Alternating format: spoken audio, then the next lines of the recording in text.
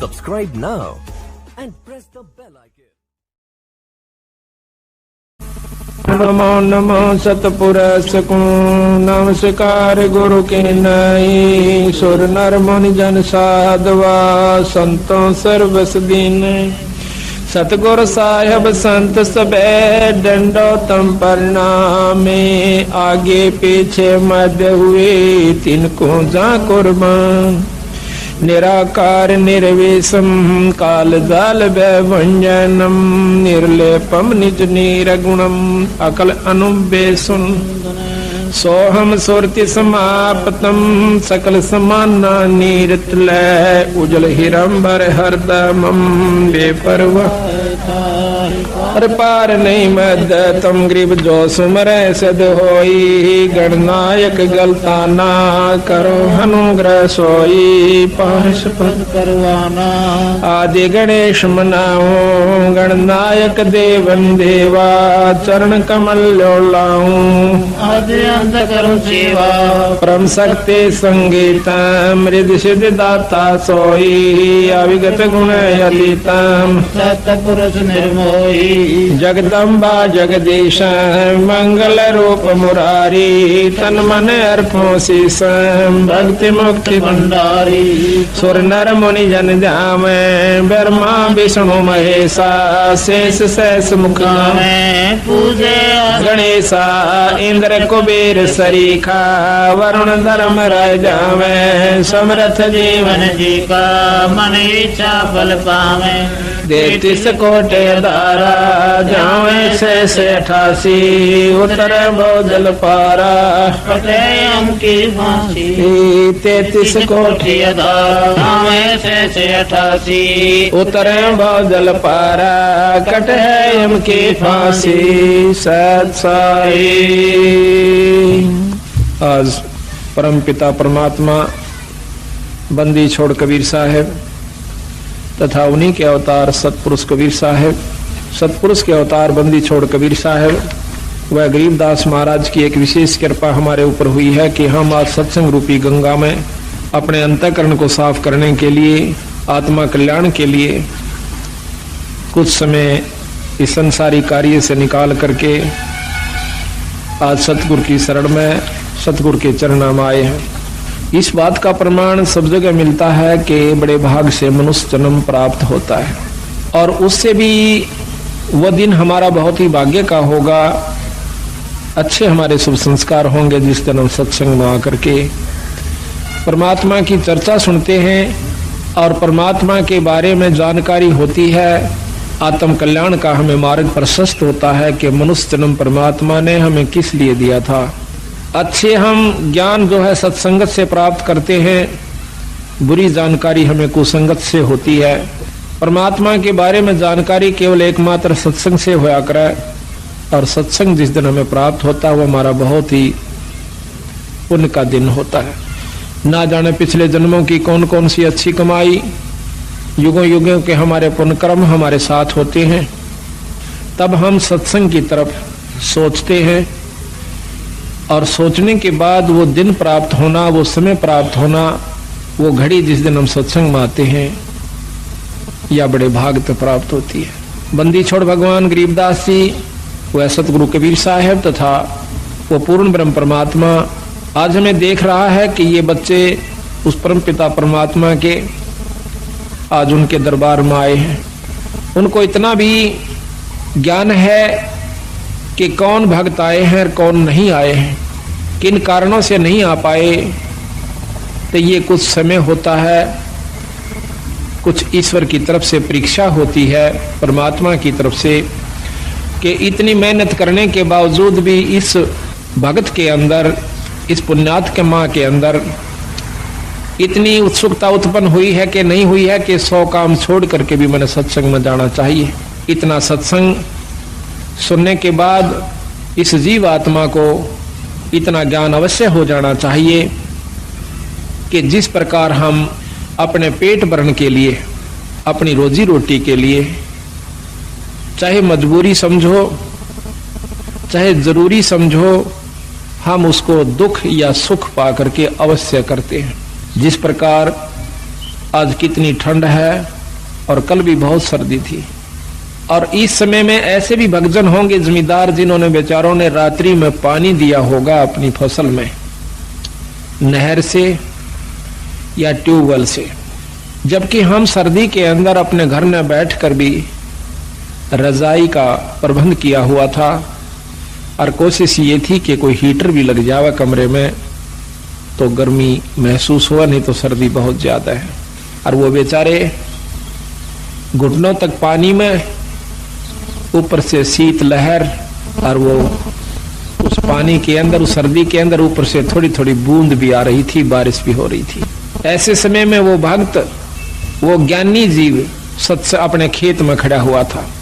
वो ज्ञानी क्यों है कि उसने इस बात का पूर्ण ज्ञान है कि अगर आज मैं पानी देने नहीं जाता हूं तो मेरे बच्चे भी भूखे मरेंगे और हम भी भूखे मर जाएंगे और हमारा बहुत नुकसान हो जाएगा। ठीक इसी प्रकार सत्संग सुन लेने के बाद हमारे अंतःकरण में यह बात अवश्य घर कर जानी चाहिए, इतना पक्का विश्वास हो जाना चाहिए कि यदि हम सत्संग में आज नहीं जाते हैं, ये कोई रोज रोज नहीं हुआ करते, साल भर में मुश्किल से हमें कोई ऐसा समागम जिसमें परमात्मा की वाणी को विस्तृत जानकारी दी जाती है खोल कर सुनाया जाता है। उस जमींदार की तरह इतना दृढ़ निश्चय जिसको अजर विश्वास कहते हैं, एक तो होता है निश्चय, एक होता है विश्वास, और तीसरा गरीबदास जी महाराज कहते हैं जरना होता है। जिसको जरना हो गया वो बेचारे आज सैकड़ों किलोमीटर से चलकर इसी सर्दी में अपने बच्चों समेत आज सच्चे दरबार में उस परमात्मा की रजा का लाभ उठा रहे हैं। और जिनको इस बात का ज्ञान नहीं हुआ अभी तक, उनको जरना नहीं हुआ। विश्वास तो है कि भगवान के नाम के बिना गुजारा नहीं है, इतना विश्वास है। वो बेचारे ये सोच लेते हैं चलो घर में कर लेंगे अपना, कोई बात नहीं, आज सर्दी है, कल धूप निकल आओगी तब चल पड़ेंगे, वो भी चोखा। लेकिन जरना जिसका हो गया भाई बात बनेगी उसकी। कहते हैं कि जयदेव मुख से ना कही हुई तीन लोक में गाज, और जरना ऊपर होते हैं ये सकल संपूर्ण काज। जब जरना हो जाएगा, जब विश्वास हो जाएगा, तब हमारे कार्य पूर्ण रूप से सिद्ध होंगे।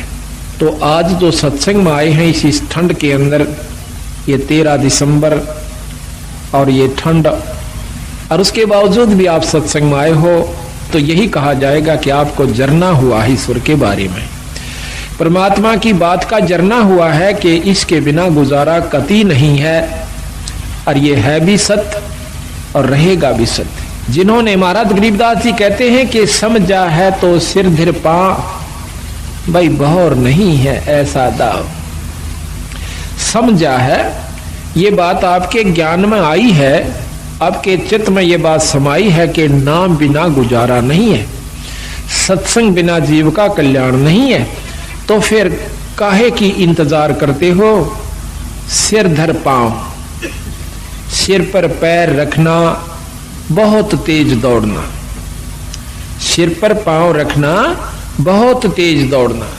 तो सतगुरु महाराज कहते हैं समझा है तो सिर धर पांव और बहौर नहीं है ऐसा दाव। ना तो ये मनुष्य शरीर बार बार मिलेगा, और मनुष्य शरीर कहीं मिल भी गया किसी युग में हजारों वर्ष, लाखों वर्ष लग 84 भोगने के बावजूद, और वो हो गया ऐसे स्थान पर जहां पर परमात्मा की चर्चा का होना भी मुश्किल है, तो उस मनुष्य जन्म से भी आपको कोई लाभ नहीं होगा। तो यहाँ सतगुरु महाराज हमें ये बताने की कोशिश करते हैं कि प्रथम तो मनुष्य जन्म नहीं मिलेगा भाई, और मनुष्य जन्म मिल भी गया तो यह बात समझ में नहीं आओगी जो आपके आ जाई से। ये बड़ी मुश्किल से बात बनती है।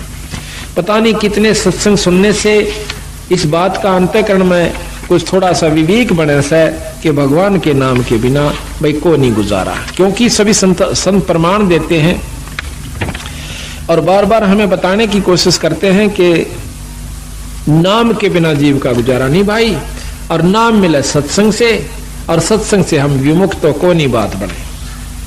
तो सत्संग में आइए, और ऐसे आइए जैसे सिर धर पांव, सिर पर पांव रख के भागना, बहुत तेज दौड़ना।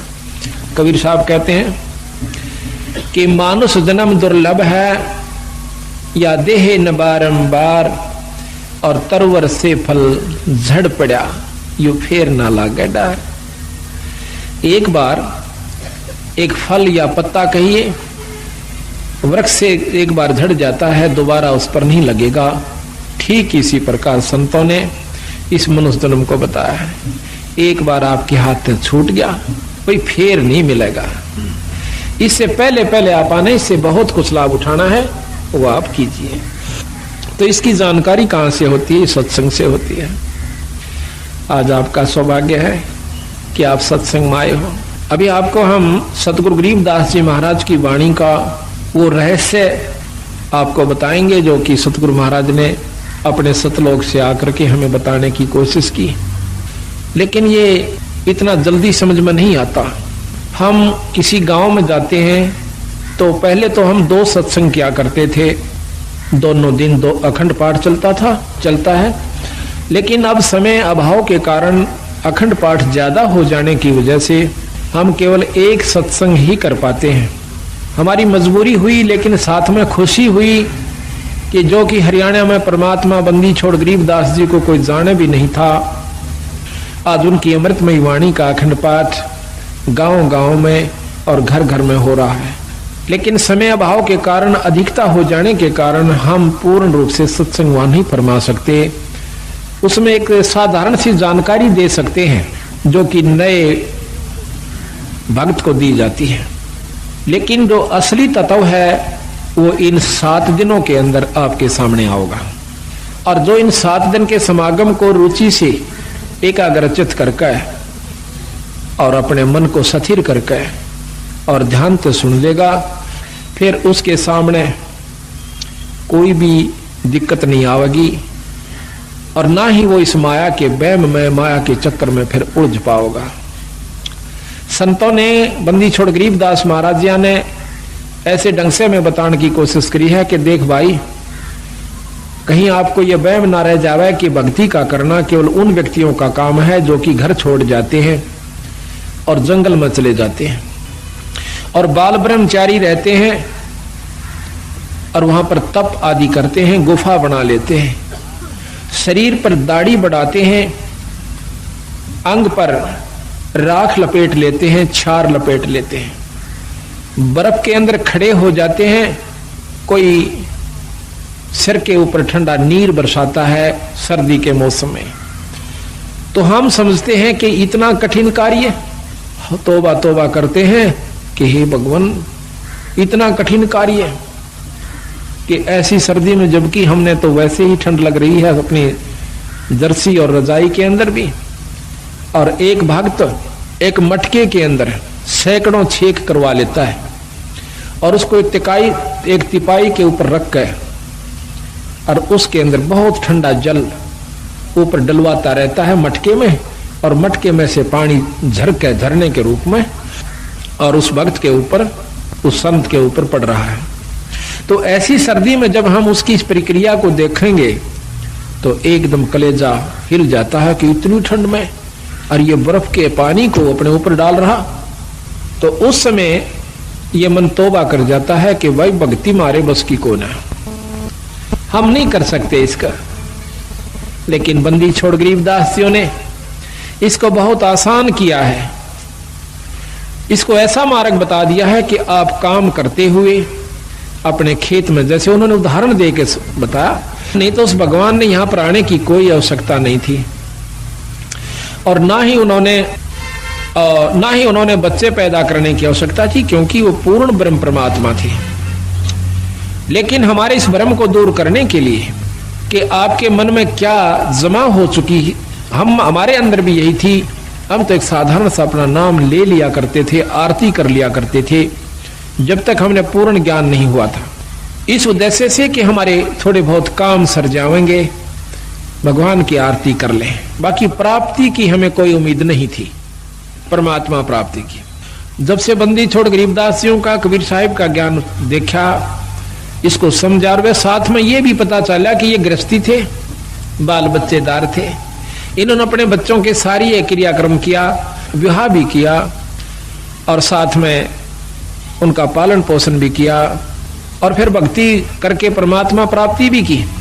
तो जब हमारे मन में यह कुछ उत्सुकता पैदा हुई कि जब बंदी छोड़ गरीबदास जी सारे काम को करते हुए पार हुए तो हम भी हो सकते हैं।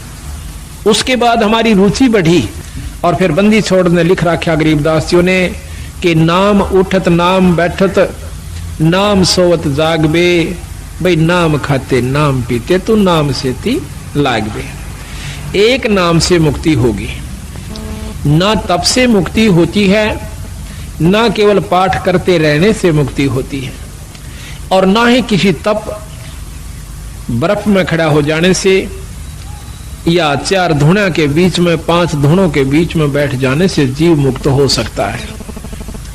उससे कुछ और उपलब्धि होती है।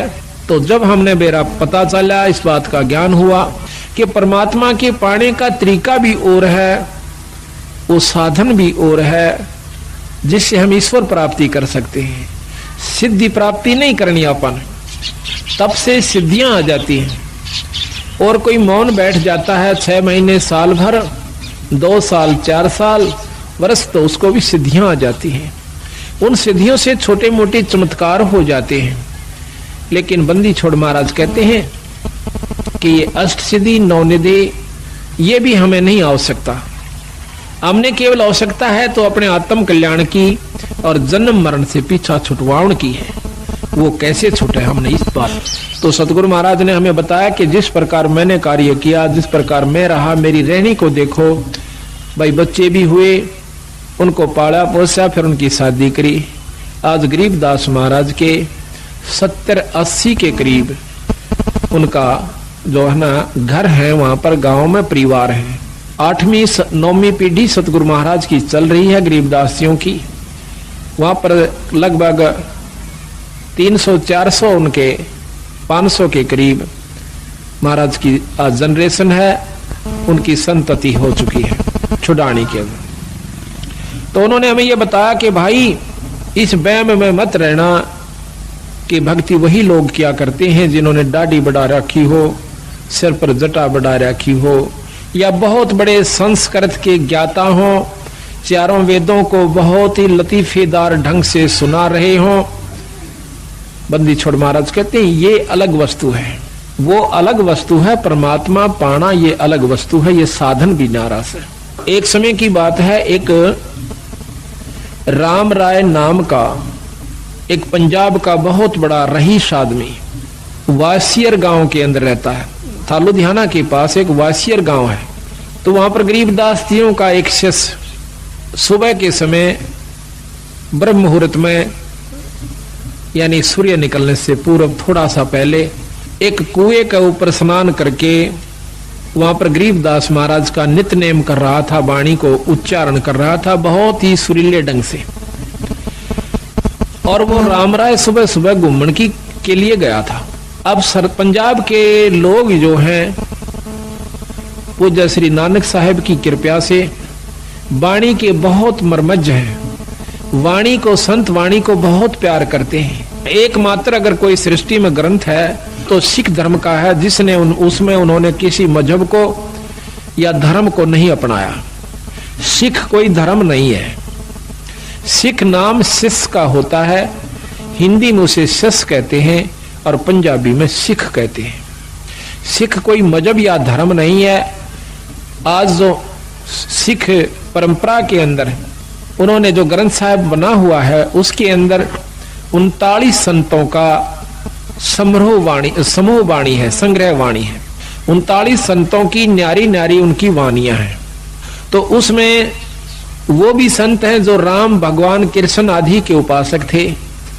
नामदेव जी, श्री तुक्का जी और श्री ज्ञानेश्वर जी, ऐसे बहुत से संत हैं। मीराबाई जी, धन्ना जी, उन सब संतों का की वाणी, उनका एक समूह जो है संग्रह ग्रंथ है।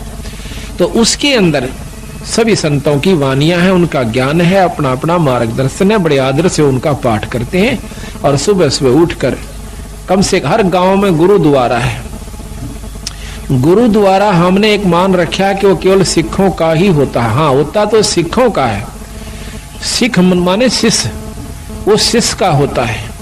लेकिन कोई शिष्य हो, शिष्य के क्या लक्षण होते हैं, उसने क्या बुराइयां त्याग देनी होती हैं, ऐसे ऐसे जो सब जिसमें गुण हैं, तो वो शिष्य है। तो गुरु द्वारा है जहां पर हमारे बंदी छोड़ की वाणी है, उसमें सिख धर्म सिख परंपरा के जो ग्रंथ साहब उन्होंने समूह बनाया है, उसके अंदर अपने कबीर साहब की वाणी 40% है अकेलों की, बाकी 60% वाणी 10 सिख गुरुओं की और साथ में 28 दूसरे संतों की वाणी है, जो केवल 60% में आ जाती है। तो वो भी कबीर साहब को बहुत महत्व देते हैं। इस वाणी को सुनकर उनकी आत्मा में शरणाहट उठा है। कोई भी ऐसा मैंने पहला क्षेत्र देखा है पंजाब में जब जाते हैं, जब कि कोई भी धार्मिक कार्य उसमें हो रहा है तो कोई भी ऐतराज नहीं करेगा, किसी प्रकार का भी है। सब नमस्कार करेंगे और ये कहेंगे कि बहुत अच्छी बात है भाई, बहुत चंगी गल है, कोई कर सके तो इसके बराबर कोई वस्तु नहीं है। लेकिन जहां तक हमने अपने हरियाणा में ये समावेश किया है नई चीज का, हमारे बंदी छोड़ गरीबदास कबीर साहिब की कृपा से, तो हमें सबसे ज्यादा दिक्कत यही आई है कि प्रथम तो हमारे भक्तजन पिछली परंपरा को त्याग कर प्रसन्न नहीं, दुखी होते हैं अगर उनको कहते हैं कि ये रास्ता जो आप अपनाए हुए हो ये आपका आत्म कल्याण का भी नहीं है और साथ में आपके घर में सुख भी नहीं होगा। तो शुरू में पुरानी परंपरागत यानी उसके ऊपर लगे हुए रचे हुए होने के कारण वो बहुत दुख मानने से इस बात का, और फिर जब देखते हैं हमारी एकदम की नई प्रक्रिया के घर में पाठ करते हैं, उस कमरे को साफ करते हैं और फिर अपने सत्संग के द्वारा उस परिवार के अंतःकरण को साफ करते हैं, उस सारे परिवार का अंतःकरण साफ करके फिर उनके अंदर ये समावेश करते हैं कि अगर सृष्टि के अंदर कोई पृथ्वी पर इस सृष्टि में कोई शक्ति है तो गरीबदास महाराज है, ये बंदी छोड़ कबीर साहब है, ये पूर्ण ब्रह्म परमात्मा है। प्रथम तो इस बात को कोई स्वीकार करके प्रसन्न नहीं कि कबीर साहब भी कोई भगवान होगा, कबीर साहब के अंदर भी कोई ऐसी शक्ति होगी जो हमें सुख दे सकता है, हमारी आत्म कल्याण कर सकता है। हमने केवल अपने उन्हीं पुराने शास्त्रों के ज्ञान को ही आरूढ़ मान रखा है, तो उसके अनुसार भी हम पूर्ण साधना नहीं करते जो कि हमारे पुराने शास्त्र हैं। वो भी आखिर में हम कहाँ आगे देखा देखी जैसे भी अपनी साधना, कोई आठम, कोई छठ, कोई चौथ, कोई पांचम, कोई ग्यास, कोई द्वादशी, एकादशी, इन्हीं को माउस पूर्णिमा को पूज पाज करके और धाम स्थान पर किसी भी धाम पर जाकर के अपना मत्था साल भर में एक बार टेक करके अपनी आत्माओं को ये प्रसन्न मान लेते हैं, हम खुश हो जाते हैं कि हमने बहुत कुछ कर लिया। तो हम उनको बताते हैं जाकर के कि गरीबदास महाराज जियों ने ये बताया है कि ये साधना आपकी ठीक नहीं है। तो इन बातों को सुनकर जो समझदार होते हैं वो तो नजदीक लग जाते हैं, जो अनजान होते हैं वो बल्कि नाराज हो जाते हैं कि ये तो हमारी पुरानी परंपरा को खत्म करना चाहते हैं। देखो समय अनुसार हमने बदल भी जाना चाहिए। जैसे पहले हम हाथ का गंडासा होता था, सानी काटने का यानी कुट्टी करने की जो मशीन है वो हाथ से, पहले पुराने समय बताते हैं कि एक उसको गंडासा ही कहते हैं यहाँ हरियाणा की आदि भाषा में, हरियाणा रोहतक जिले में तो फरसा भी समझो, ऐसे हाथ से पकड़ लिया करते थे। एक तरफ से उसको गहरा कहो, उसको भूस कहो, और दूसरे हाथ से नहीं, उसके हाथ के बिल्कुल साथ से ऐसे हाथ से काटा करते थे। हमने खुद देखे हमारे दादाजी काटते हुए, वो सुबह उठ जाया करते 2 बजे 3 बजे और कटाए कट शुरू में और काट कर ढूला दिया करते। फिर वो दूसरी मशीन चली जो हाथ से घुमा करके और 2 फरसे उसमें होते हैं, उसने काटन की चली। अब वही मशीन के ऊपर एक मोटर भी रख दी गई बिजली की, जो कि मिनटों में काट देती है बहुत सुविधा के साथ।